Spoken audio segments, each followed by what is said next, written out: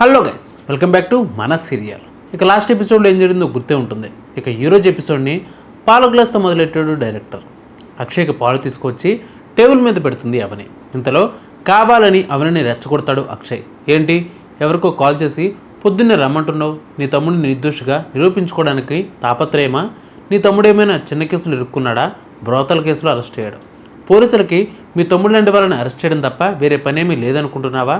వాడు చేసిన పనికి సిగ్గుపడడం మానేసి వాడు నిజాయితీపరుడు, నీతిమంతుడు అని ప్రూవ్ చేయడానికి బయలుదేరావన్నమాట.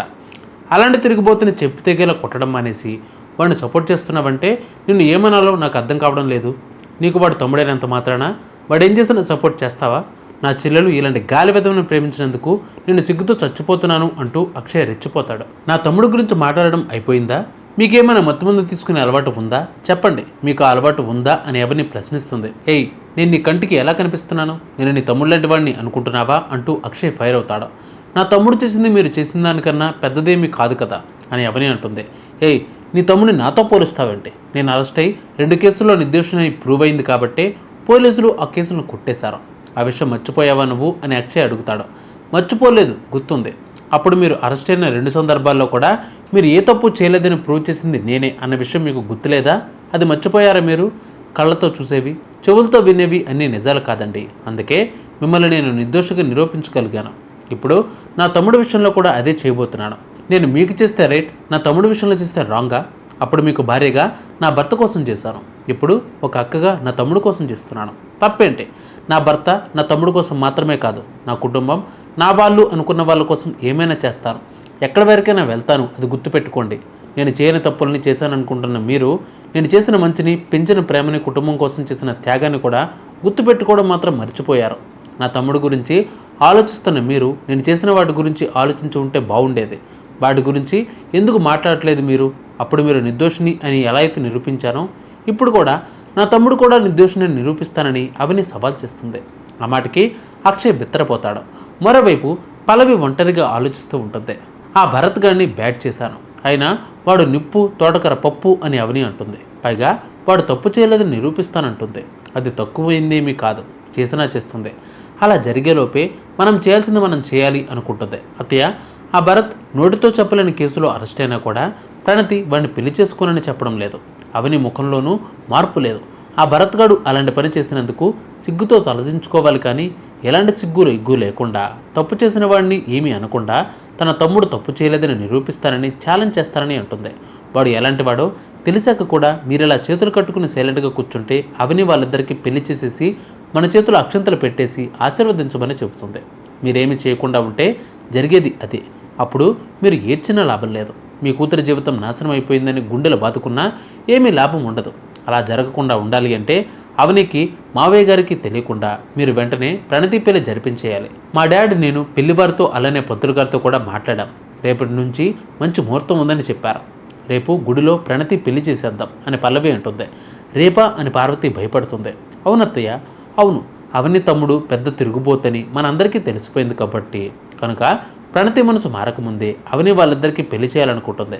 అది కూడా వెంటనే చేసేస్తుంది. అది జరగకముందే మనమే ప్రణతి పెళ్లి చేసేయడం మంచిది. ఏంటత్తయ్య ఆలోచిస్తున్నారు అని పల్లవి కంగారు పెడుతుంది. నువ్వు చెప్పింది కూడా నిజమే అనిపిస్తుంది. నేను ఒకసారి ఆ పెళ్లివారితో మాట్లాడతాను అంటుంది పార్వతి. మీరేం మాట్లాడాల్సిన అవసరం లేదు, అదంతా మా డాడీ చూసుకుంటారు. మనం ఆలస్యం చేస్తే మన చెయ్యి దాటిపోతుంది.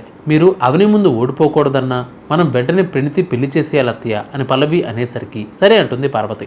ఏం చేయాలి, ఎలా జరిపించాలి అని నేను చూసుకుంటాను, ధైర్యంగా ఉండండి అత్తయ్య అని తన తండ్రికి కాల్ చేస్తుంది పల్లవి. రేపు ప్రణతి పెళ్లి చేస్తున్నామని నేను అత్తయ్యని ప్రిపేర్ చేసేసాను డాడ్.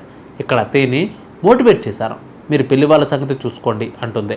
మనం ఏమాత్రం ఆలస్యం చేసినా అవని మన ప్లాన్ని బ్రేక్ చేసి ఆ ఫ్రాడ్ని బయట పెట్టేస్తుంది.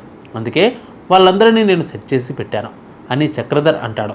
మరొక వైపు శ్రీకర్ని అవని భరత్ కలుస్తాడు. ఏదో మాట్లాడుతున్నావు, దేని గురించి వదినా అంటాడు శ్రీకర్.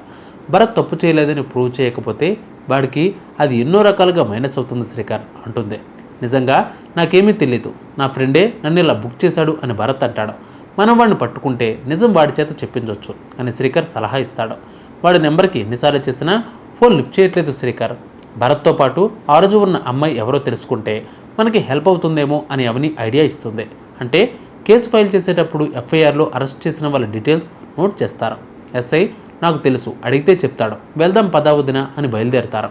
అవని, శ్రీకర్, భరత్ పోలీస్ స్టేషన్కి వస్తారు. శ్రీకర్ని చూడగానే ఏదైనా కేసు కోసం మాట్లాడడానికి వచ్చారా, చాలా రోజులకి కనిపించారు లాయర్ గారు అని ఎస్ఐ పలకరిస్తాడు. కాదు సార్, చిన్న సమాచారం కోసం వచ్చాం. ఈమె మా వదిన, ఈ అబ్బాయి మా వదిన తమ్ముడు భరత్ అని శ్రీకర్ అంటాడు. తెలుసు, బెయిల్ మీద రిలీజ్ తీసుకువెళ్ళారు కదా అని ఎస్ఐ చెప్తాడు. అవును సార్, మీకెవరో రాంగ్ ఇన్ఫర్మేషన్ ఇవ్వడం, మీరు భరత్ని అరెస్ట్ చేయడం, ఇదంతా ఏదో ప్లాన్ ప్రకారమే జరిగిందని అనిపిస్తుంది. ఈ భరత్ ఫ్రెండే ఇతన్ని స్పాట్కి తీసుకువెళ్ళాడు. డెఫినెట్గా ఇది వాడి స్కెచ్ అయి ఉంటుంది అంటాడు శ్రీకర్. వాడిని ఇక్కడికి తీసుకురండి, ఇంట్రాగేషన్ చేద్దాం అంటాడు ఎస్ఐ. వాడు ఎన్నిసార్లు ఫోన్ చేసినా లిఫ్ట్ చేయడం లేదు సార్. మీరు మా తమ్ముడితో పాటు అరెస్ట్ చేసిన అమ్మాయి ఎవరో తెలిస్తే ఏం జరిగింది, ఎవరు చేశారని తెలుసుకోవచ్చు కదా అంటుంది అవని. ఎఫ్ఐఆర్లో మీరు డీటెయిల్స్ నోట్ చేసి ఉంటారు కదా, ఆ సమాచారం నాకు కావాలి అని శ్రీకర్ అడుగుతాడు. సారీ లాయర్ గారు, కేసు ఇంకా క్లోజ్ అవ్వలేదు కాబట్టి రూల్స్ ప్రకారం ఆ వివరాలు ఇవ్వకూడదు. వాడి గురించి తెలుసుకోవడానికి ట్రై చేయండి. వాడు దొరకపోతే ఆ అమ్మాయి పాయింట్ ఆఫ్ వ్యూలో నుంచి కూడా నేను ఇన్వెస్టిగేషన్ చేస్తాను అంటాడు ఎస్ఐ. భరత్, నీకు వాడి ఫ్రెండ్ అంటున్నావు కాబట్టి వాడి ఫ్రెండ్స్ ఎవరన్నా నీకు తెలుసా అని శ్రీకర్ అడుగుతాడు. ఒకరిద్దరు తెలుసు అని భరత్ అంటాడు. వాళ్ళని కలిస్తే వాడి గురించి తెలిసే అవకాశం ఉంది. నీ ఫ్రెండ్ ఫోన్ ఆన్లోనే ఉంది కాబట్టి ట్రేస్ చేసే లొకేషన్ తెలుసుకోవచ్చు. ప్రాబ్లం ఏం లేదు, పదండి అని శ్రీకర్, భరత్ వెళ్తారు. అవని బయటకు వెళ్తూ ఉండగా స్టేషన్లో బోర్డు మీద ఫోటోలు చూసి షాక్ అవుతుంది. ప్రణతి కోసం పార్వతి చెప్పిన పెళ్ళికొడుకు, వాడి తండ్రి ఫోటోలు అక్కడ ఉంటాయి. సార్, వీళ్ళిద్దరి ఫోటోలు ఎక్కడున్నాయేంటి అని అవని అడుగుతుంది. అది విషయం మేడం అంటూ ఎస్ఐ ఏదో చెబుతాడు. దాంతో పార్వతికి వెంటనే అవని ఫోన్ చేస్తుంది. ఇది నాకు ఫోన్ చేస్తుంది ఏంటి అని కట్ చేస్తుంది పార్వతి.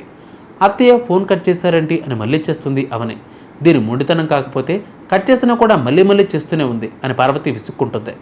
నాకెందుకు ఫోన్ చేస్తున్నావు, నీతో నాకేం పని అని లిఫ్ట్ చేసి తిడుతుంది పార్వతి. అత్తయ్య, మీకు ఒక విషయం చెప్పడానికి ఫోన్ చేశాను అంటుంది అవని. నాకు నువ్వేం చెప్పక్కర్లేదు, అయినా ఫోన్ చేయొద్దని చెప్తుంటే మళ్ళీ మళ్ళీ చేస్తావేంటి, తమాషాలు చేస్తున్నావా అని పార్వతి ఫైర్ అవుతుంది.